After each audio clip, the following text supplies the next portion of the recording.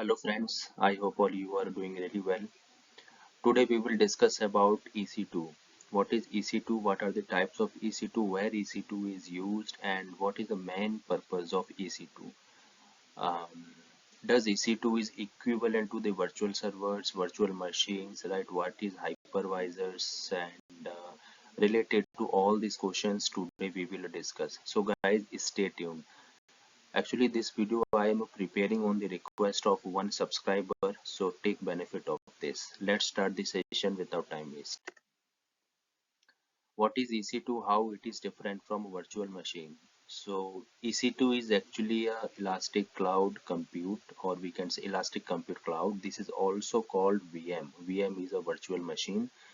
Only difference is that we use the term virtual machine in Microsoft Azure, and in Amazon Web Services we called this virtual machine as EC2. Amazon EC2 provides scalable computing in cloud, means you can decrease or increase the resources like RAM, operating systems, storage, networking, databases, everything on the same server, on the existing server according to your requirement. So this is the main purpose of EC2. So friends, don't confuse between EC2, virtual machines, virtual servers, hypervisors. These all are same term. The only difference is that these terms somewhere be called in Amazon Web Services, right? Other term will be called in Microsoft Azure, GCP, like that. However, the meaning of all the terms are same. Very important questions. This is a frequent asked questions by the interviewer. This slide. What is instance in AWS? So instant, we can say instance, EC2, virtual servers, virtual machines. These all are same. Only the difference is this, as I explained in the last slide. In different clouds we use the different terms. Yes, I'm asking about these questions. Very important, very frequently asked in interview. In EC2, how can we configure more instances? Is it possible that we can exceed a number of instances in particular cloud? Candidate, yes. We can use Amazon EC2, that is instance, to create a maximum of 20 number of instances region wise, guys. Be focus here. We can create 20 number of instances region wise, not in an account. In an account we can create n numbers of instances. However, in a region we can create a maximum of 20 number of instances. Let's try to explain with an example. A company ABC Private Limited using Amazon Web Services in Asia Pacific, Europe, US and Australia. So company ABC Private Limited can create 20 instances region wise.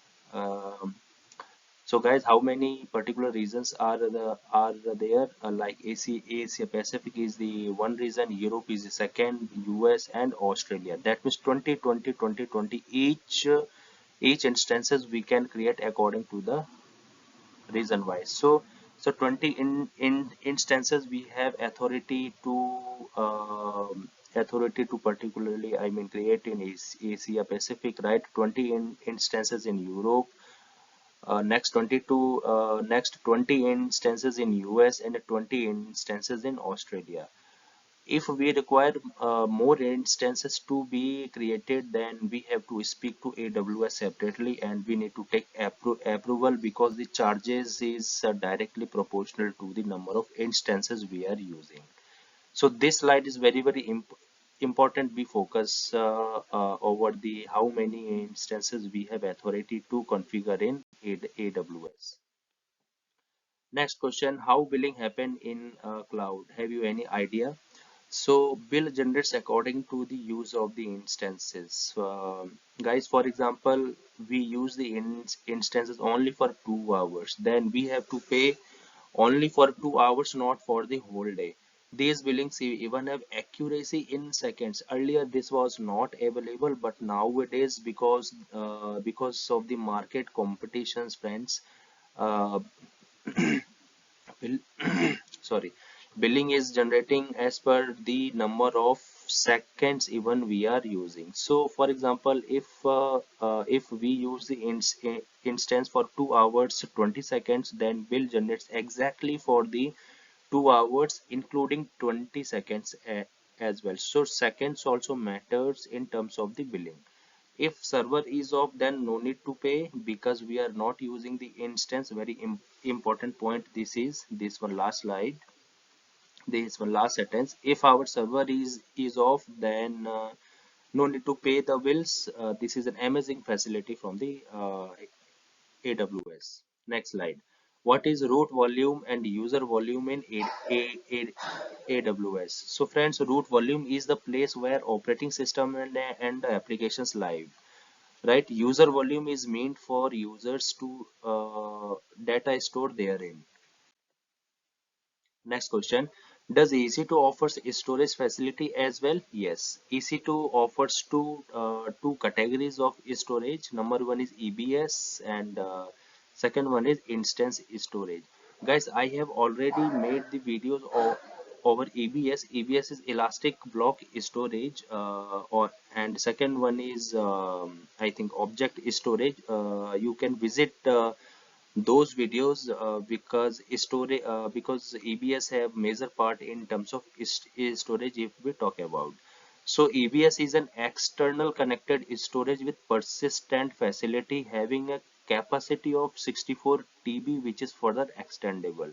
That means EBS has a normal, providing capacity of 64 TB. If we require more storage, then request the particular cloud, they will provide the further extendable storage capacity to you.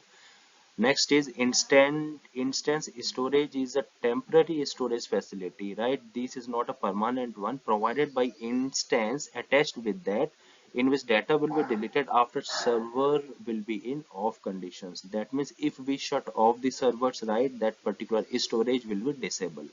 So this is the basic difference between EBS and instance storage. I am repeating once again. EBS having highest capacity is storage and late response because of their storage capacity. However, instance storage is fast because it's directly attached in instance one. So this is the basic difference between EBS and instance storage. Next question is what is Amazon machine image? Very important from the interview perspective. So nowadays we know that we need to save time, right? Everyone wants to save time here. So for this reason, Amazon provides some pre-configured image for virtual machine installations, right? So let's try to explain with an example. Right? If a client have no expertise to install the virtual machines, right? They can choose the particularly pre-configured images, right? What will happen from here? So guys, from this server automatically configured in a while and ready to use. This saves the time for the client because time matters nowadays. That's why. So this is an amazing facility. Those clients who didn't want to waste time for configuring the servers or instances, right? They can use this facility. Very important from interview perspective, guys. Next slide. What are the types of instances? So friends, there are 6 types of instances. Number one is general purpose, second is compute optimized, third one is memory optimized, accelerated computing, that is GPU is the graphics processing unit, next is the storage optimized, and next is the high memory optimized nitro systems. What are these? Where are these used? So guys, general purpose we generally use for where the normal usage is particularly there, right? Compute optimized, that means we have the access to increase or decrease the memory sizes or the CPU sizes. So guys, let's try to explain in a next slide.